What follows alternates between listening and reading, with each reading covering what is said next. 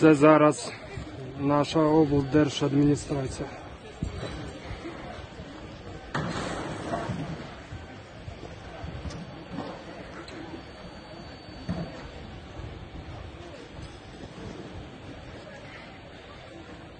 Без сліз на це не можна дивитися, блядь.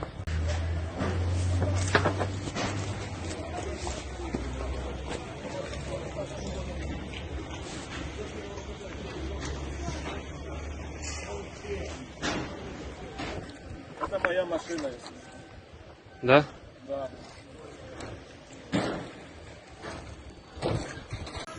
Кто тут русский мир ждал с флагом России на площади? Вы этого хотели, да? Мы вас предупреждали, что это плохая затея. Много раненых, бессотых пока не видно.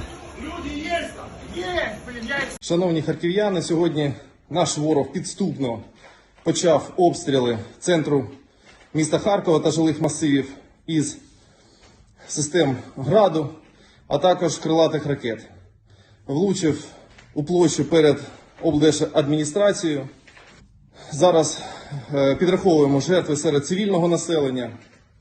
Йому нічого інакше не залишається, як отак підступно творити військові злочини. Бо наша армія сильна, ми стоїмо на позиціях. Фактично його вже наступальні ресурси вичерпані. Перемога буде за нами. Слава Україні!